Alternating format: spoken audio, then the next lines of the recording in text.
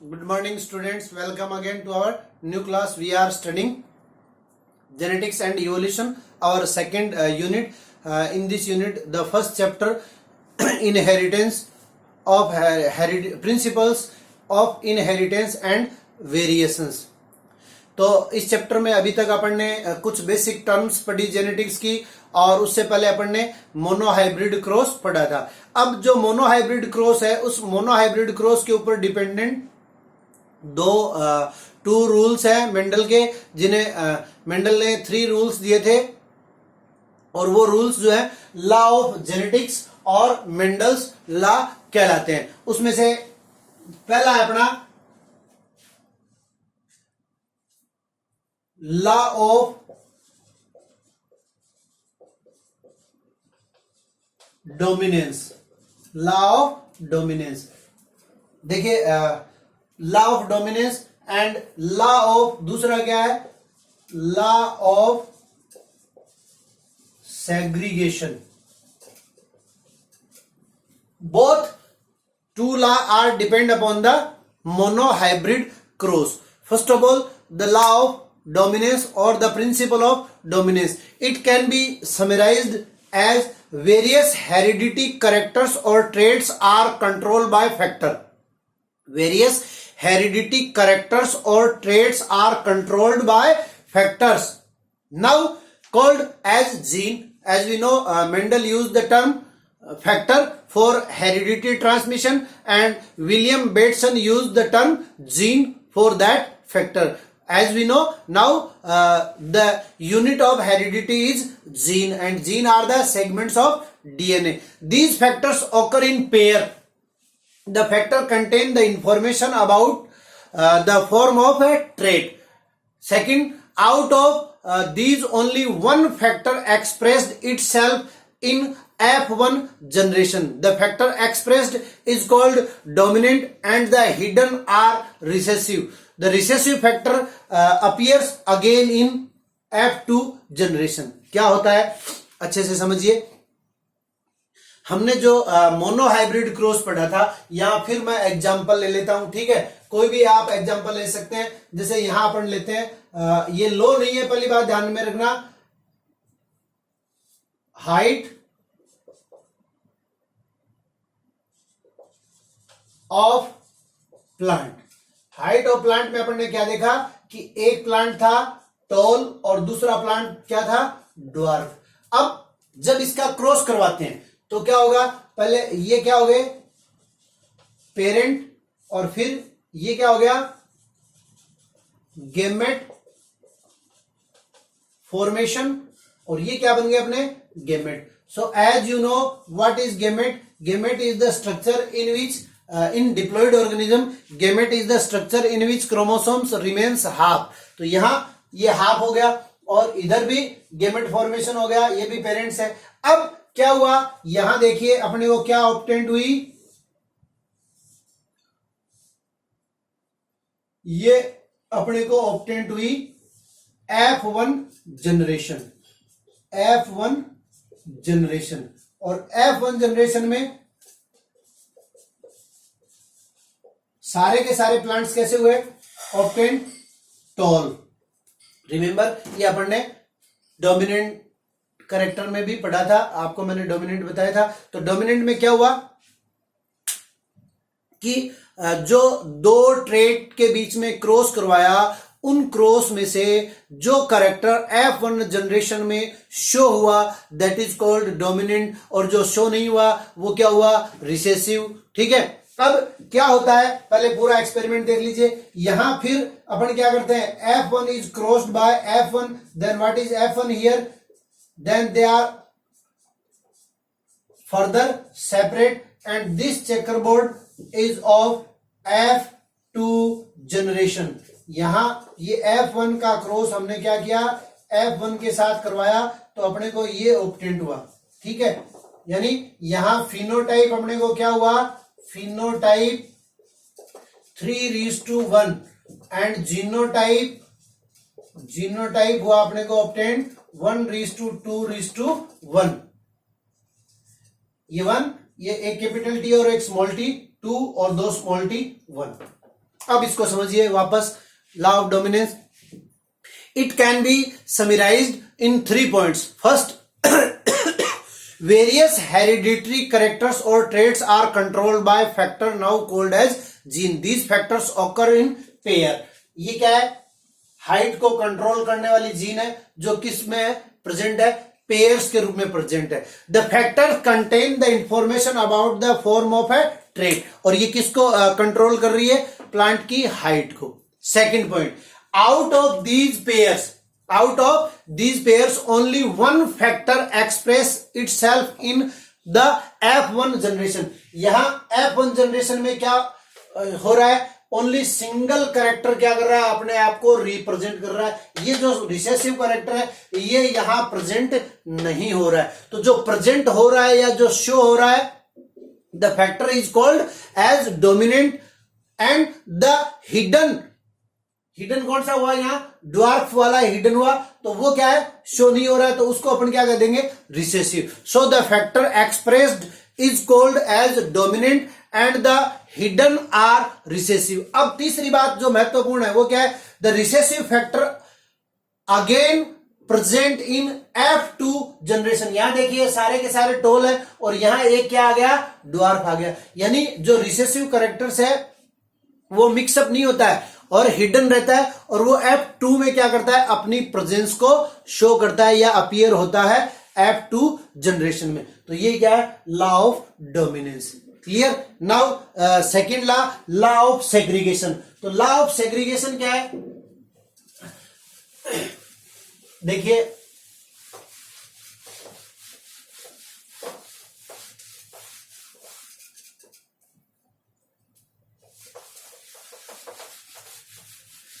Law of segregation बहुत easy सा है, और ये सबसे पहली बात तो ये जो अपना फर्स्ट एक्सपीरियंस था इनहेरिटेंस ऑफ सिंगल जीन और मोनोहाइब्रिड क्रॉस पे डिपेंड है, हालांकि ये डाई हाइब्रिड क्रॉस में भी लगता है। अब लॉ ऑफ सेग्रीगेशन क्या है? कि जो अपन ने बात की कि वेरियस हेरिडिटरी कैरेक्टर्स और traits are controlled by factor now called as gene, and these factors occur in pair. अभी देखिए, जैसे ये था अपने पास हाइट के लिए, ये क्या है? पेयर में। ये क्या है? ड्वार्फ पेयर में। तो ये पेयर में रहते हैं, ठीक है। एलील पेयर सेपरेट और सेग्रीगेट, ये क्या हो रहे हैं? सेपरेट हो रहे हैं या सेग्रीगेट हो रहे हैं during gamete formation, because we know that gamete is the structure in which chromosomes और जीन्स आर रिमेन्स हाफ और single. So allele pair separate or segregate during gamete formation, and paired condition is restored by the random fusion or gamete fusion or during fertilization. तो ये क्या हुआ? जो pair में है वो क्या हो गए? गेमेट फॉर्मेशन के टाइम क्या हो गए? सेपरेट हो गए या सेग्रीगेट हो गए. और यही क्या है? Law of segregation. Means A gamete is purified. जैसे अगर अपन बात करें जो F1 जनरेशन आती है, तो F1 जनरेशन में क्या हो गया? ये कंडीशन होगी. इस कंडीशन को अपन क्या कहते हैं? Impure toll. ये तो क्या है? अपना टोल है, और ये क्या है? ड्वार्फ है. और यहां क्या आ गया? Impure toll. लेकिन इस कंडीशन में हम क्या कहेंगे? इस कंडीशन में हमेशा क्या होगा? कोई भी कैरेक्टर जो है वो प्योर होगा. तो at the time of gamete pure factors are present. Random fusion of male and female gamete perform है zygote, and the offspring is receive only one factor from each parent. एक parent से क्या होगा? एक parent से एक factor zygote में जाएगा. और जाइगोट कब बनेगा? फर्टिलाइजेशन के through. Means each trait is produced by two factors. Each trait is produced by two factors, and factor में बी सिमिलर और डिसिमिलर. मींस यहां क्या है? ये फैक्टर सिमिलर है, और यहां जब F1 जनरेशन परफॉर्म होगी तो ये क्या हो जाएंगे? डिसिमिलर हो जाएंगे दोनों, लेकिन फैक्टर साथ में रहेंगे. दो फैक्टर जो अपन ने बात की थी एलील. और ये क्या है? Law of segregation. Means allele और pair separate. Allele pair separate और segregate during gamete formation and paired condition is restored by the random fusion of gamete during fertilization. This is called law of segregation, and this law is also called pure gamete law. Means at the time of gamete formation they are pure, because at single stage this capital T represent tallness, this tallness dwarf. So at the time of gamete they are pure, so it is also called purification of gamete law. Now the derivations of Mendel law, among them there are 3 derivations in our syllabus. The first is incomplete dominance. Incomplete dominance, इस पे आपके एक question आ सकता है, तो दूसरे तरीके से भी आ सकता है. Incomplete dominance, define incomplete dominance. और दूसरा तरीका क्या है? The phenotype and genotype ratio are same. Give the example in which the phenotype and genotype ratio are same. और फिनोटाइप और जीनोटाइप जो अपने को ऑब्टेंड हुआ था F1 जनरेशन में 1:2:1, तो वही रेशियो यहाँ फिनोटाइप के फॉर्म में भी प्रेजेंट होता है. अब देखिए इनकम्प्लीट डोमिनेंस क्या है. एग्जांपल मैंने लिखे हैं, स्नैपड्रैगन एंटीराइनम मिराबिलस जलापा, जिसे 4 o'clock प्लांट भी कहते हैं, या आप नॉर्मली नेम इसका याद रख सकते हैं, इसको कहते हैं डॉग फ्लोवर. Dog flower. तो यहां पहले आप एग्जांपल देखिए, उसके बाद में अपन इनकम्प्लीट डोमिनेंस की बात करते हैं. तो नॉर्मली स्नैपड्रैगन और एंटीराइनम या मिराबिलस जलापा में क्या होता है? रेड कलर के फ्लावर होते हैं. और दूसरा जो प्लांट है उसमें कैसे फ्लावर है? व्हाइट कलर के फ्लावर है. ठीक है. अब जो लॉ ऑफ सेग्रीगेशन है उससे ये दोनों क्या होंगे? सेपरेट हो जाएंगे, यानी गेमेट फॉर्मेशन हो जाएगा. और उसके बाद में ये क्या ऑब्टेंड हो जाएगी अपने को? ये F1 जनरेशन ऑब्टेंड हो जाएगी. F1 generation. तो अब देखिए ये डेरिवेशन कैसे हुआ. अब according to law of dominance, if red either white colour is present in F1 generation.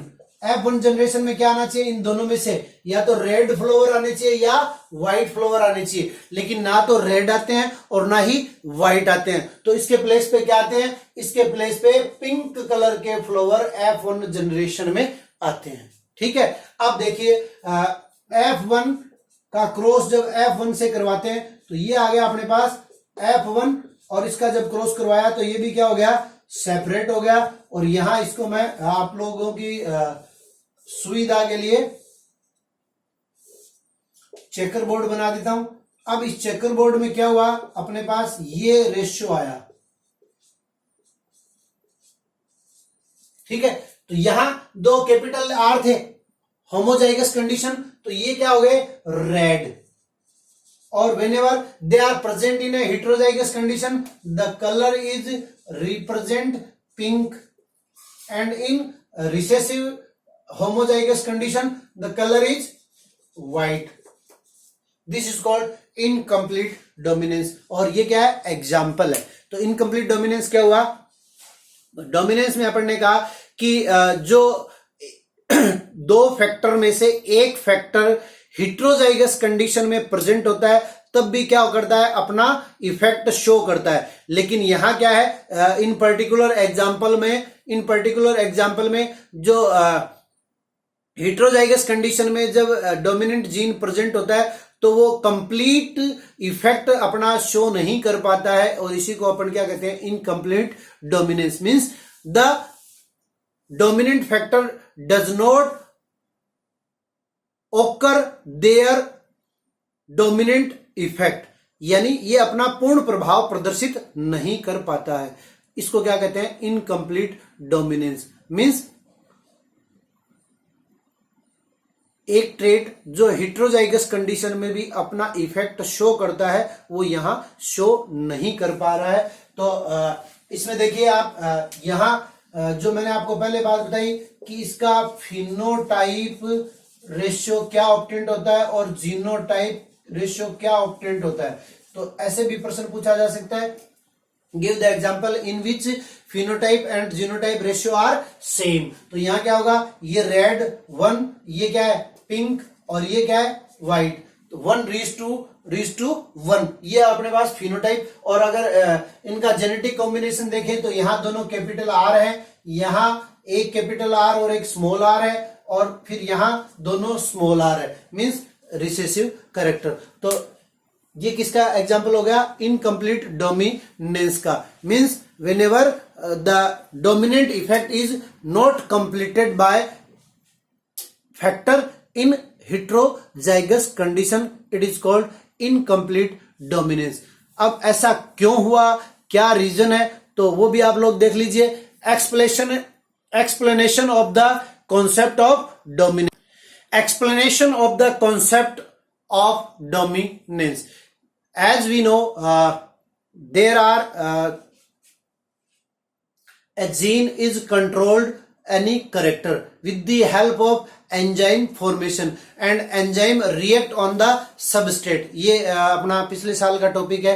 enzyme are the proteinous substances which increase the rate of reaction or decrease the activation energy of a reactant, and they remains same in the end of the reaction. Or we can say every gene contain the information to express a particular trait. Every gene contain the information to express a particular trait. In a diploid organism, there are two allele or there are two copies of each gene. अभी जो अपन ने देखा, दो capital T या दो capital R, दो small T या दो स्मॉल आर, तो इसका मतलब क्या हुआ? In a diploid organism there are two copies of each gene, that is as a pair of allele. एक जो जीन्स है वो एक पेयर में रूप में रहती है, जिसको अपन एलील भी कहते हैं। Now these two alleles need not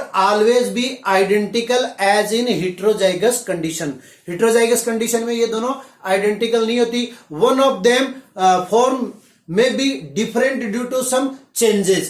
Some changes जैसे कि अपन ने incomplete dominance में देखा कि ये क्या होती है, change हो जाती है. That is, it has undergo which modified the information that particular allele contain. Means one gene is produced, one gene produce one enzyme. ये बिडल और टेटम की फिनोमिना है। One gene one enzyme hypothesis, means one gene produce one enzyme.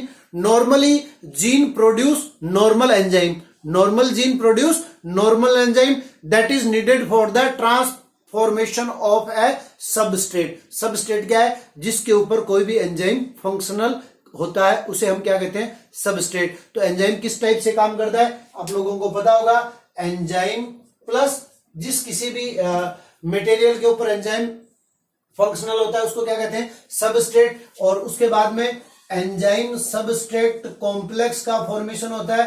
Enzyme substrate complex के बाद में end of the reaction enzyme remains same and substrate is convert into the product. तो ये क्या है? One gene produce one enzyme, normally gene produce normal enzyme that is needed for the transformation of A substrate. Substrate किस में convert हो गया? Product में। Substrate production could be responsible for production of the normal character. अब यहां conditions क्या है? यहां कंडीशंस तीन लागू होती है। तीन कंडीशन क्या है? फर्स्ट, द नॉर्मल और less effective enzyme. Second, a non functional enzyme. और थर्ड क्या है? No enzyme at all. तो फर्स्ट कंडीशन की अगर अपन बात करें कि जो नॉर्मल और लेस इफेक्टिव एंजाइम है, ये क्या करते हैं? Modified allele. Modified allele is equivalent to unmodified allele. या तो क्या कर देंगे, अगर नॉर्मल होंगे तो मॉडिफाइड कर देंगे, और अगर लेस इफेक्टिव होंगे तो unmodified allele. Means the production of the same phenotype, that is result in the transformation of substrate. अगर नॉर्मल होगा तो वो क्या करेगा? एंजाइम सबस्ट्रेट को ट्रांसफॉर्मेशन कर देगा, और इसी को हम क्या कहते हैं? डोमिनेंट। और अगर नॉन फंक्शनल एंजाइम होगा तो क्या होगा? If the allele produce non functional और नो एंजाइम, इन दोनों कंडीशन में सेम चीज है। अगर नॉन फंक्शनल एंजाइम है या कोई भी एंजाइम प्रेजेंट नहीं है, तो if the allele produce non-functional or no enzyme, the phenotype phenotype is not affected, तो फिनोटाइप क्या होगा, अफेक्टेड नहीं होगा। Phenotype is will only be dependent on the functional और अनमोडिफाइड एलील। तो इस टाइप से ये क्या होता है कि जो एंजाइम है वो क्रिएट होता है जीन के द्वारा, और फिर एंजाइम क्या करता है, सबस्ट्रेट के ऊपर फंक्शन करता है, और सबस्ट्रेट के ऊपर फंक्शन करने से कैरेक्टर का ट्रांसफॉर्मेशन हो जाता है। तो इसी को अपन क्या कहते हैं, explanation of the concept of dominance. Dominance का कॉन्सेप्ट कैसे हुआ है कि जो नॉर्मल एंजाइम है वो क्या करता है, नॉर्मल जीन एक एंजाइम का सिंथेसिस करती है, और वो एंजाइम जो है वो सबस्ट्रेट को ट्रांसफॉर्मेशन करने में इफेक्टिव होता है। दूसरा जो डेरिवेशन है अपना वो है codominance. Codominance means the composite effect of two gene. जैसे अपन ने इनकम्प्लीट डोमिनेंस में देखा कि हेटेरोजाइगस कंडीशन में जो डोमिनेंट जीन है वो भी अपना इफेक्ट शो नहीं कर पाता है कंप्लीट। तो यहां देखिए, जो पहले अपन कोडोमिनेंस को समझने के लिए पहले अपन समझते हैं इसका एग्जाम्पल। तो इसका एग्जाम्पल है ABO blood group in human में ब्लड ग्रुप जो है वो दो टाइप का होता है, एक RH ब्लड ग्रुप और एक ABO ब्लड ग्रुप। और आप लोगों को पता है ह्यूमन का ब्लड ग्रुप जो है वो 4 टाइप का होता है, A, B, AB और O, 4 टाइप का ब्लड ग्रुप होता है। तो जो ब्लड ग्रुप है ABO blood groups are controlled by the gene I। ABO blood group is controlled by the gene I. The plasma membrane of the red blood cells or red blood corpuscles has sugar polymer from the surface of the kind sugar is controlled by the gene। मतलब plasma membrane जो है उस plasma membrane के ऊपर बाहरी outer surface के ऊपर एक सुगर पॉलीमर प्रेजेंट होता है, और ये सुगर पॉलीमर जो है वो एक जीन आई के द्वारा कंट्रोल्ड होता है। और the gene I has 3 alleles. ये जीन आई जो है उसके कितने एलील्स हैं, उसके 3 एलील है। नॉर्मली अपन ने देखा कि 2 ही एलील होते हैं, यहाँ आई के 3 एलील है। कौन कौन से, आई ए, आई बी और स्मॉल आई। तो ये स्मॉल आई जो है वो तो क्या है, वो रिसेसिव है, और ये दोनों क्या है, डोमिनेंट है, ए और बी। लेकिन जब ए और बी, ये क्या है, आई स्मॉल आई जो है उसके ऊपर डोमिनेंट है, लेकिन जब ये दोनों प्रेजेंट हो तो ये क्या करेंगे, डोमिनेंसी शो नहीं करेंगे। वहां पर दोनों का एक साथ इफेक्ट शो होगा, and that is called codominance. whenever both the dominant IA or IB, IA and IB present together, then they show their composite effect, that is called codominance। you can understand by an example। मान लीजिए किसी ladies का blood group B है और उसकी marriage A blood group वाले person से हो जाती है। तो अब यहां देखिए, आपको क्वेश्चन पूछा जाएगा मैथमेटिकली, तो उसमें आपको कंडीशन दी जाएगी होमोजाइगस A और होमोजाइगस B और हेटेरोजाइगस A। तो होमोजाइगस, इनकी कंडीशन क्या हो सकती है, तो यहां देख लीजिए, अगर ब्लड ग्रुप है A, तो ब्लड ग्रुप A मैंने आपको बताया A is dominant on I, small I। तो या तो कंडीशन हो सकती है ये, तो ये तो क्या हो गया, हेटेरोजाइगस A, या क्या हो सकता है, होमोजाइगस A। ठीक है, बी ब्लड ग्रुप में क्या होगा, हेटेरोजाइगस कंडीशन ये होगी, और होमोजाइगस कंडीशन क्या होगी, दोनों आई के ऊपर जो कि एलील के रूप में प्रेजेंट होते हैं बी। और अगर हम ए बी की बात करें तो क्या हो जाएगा, आई ए और आई बी, या आई बी और आई ए। और ओ ब्लड ग्रुप में दोनों जीन जो है वो रिसेसिव प्रेजेंट होती है। ठीक है, अब यहां जो कंडीशन है, इस कंडीशन में अपने को बी और ए की मैटिंग होती है। तो यहां अपने को कंडीशन देखनी है कि होमोजाइगस है या हेटेरोजाइगस है। मान लीजिए यहां तो खूब सारे क्वेश्चंस इसके ऊपर बन जाते हैं। अगर हम ये कह दें कि होमोजाइगस होमोजाइगस बी है और होमोजाइगस ए है, तो अपने को क्या कंडीशन लेनी है, ये वाली कंडीशन। और इसका जब मेटिंग होगी तो जो ऑफस्प्रिंग होंगे वो क्या होंगे, तो पहले इनको सेपरेट कर लो, ये हमने सेपरेट किया। तो अब जो ऑफस्प्रिंग आप लोग देखते हो उसका ब्लड ग्रुप क्या है, उसका ब्लड ग्रुप क्या निकला अपने पास, सबका ए बी निकला। होना क्या चाहिए था according to law of Mendel, either A और बी, बट यहां क्या आ रहा है, A B, means A B effect in composite, संयुक्त रूप से ये क्या करते हैं, अपना इफेक्ट शो करते हैं, दैट इज कॉल्ड कोडोमिनेंस। अब हेटेरोजाइगस कंडीशन को देख लो, हेटेरोजाइगस कंडीशन में क्या होगा, एक स्मॉल आई प्रेजेंट होगी, तो कंडीशन कैसी भी लगा दे अपने को, अगर हेटेरोजाइगस होमोजाइगस कंडीशन दी हुई है तब अपन ऑफस्प्रिंग का ब्लड ग्रुप ज्ञात कर सकते हैं, IA I0 IA I0, यहां क्या आ गया, दोनों ए आ गए, होमोजाइगस कंडीशन, यहां क्या आ गया, हेटेरोजाइगस कंडीशन, यहां क्या आ गया,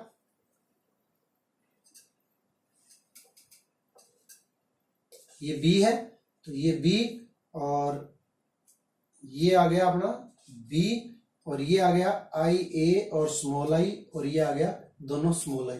तो यहां ये हेटेरोजाइगस बी है, ठीक है, तो यहां ये स्मॉल है, तो ये ब्लड ग्रुप कौन सा हो गया, ए बी, ये ब्लड ग्रुप क्या हो गया, बी, ये ब्लड ग्रुप क्या हो गया, ए, और ये ब्लड ग्रुप क्या हो गया, ओ।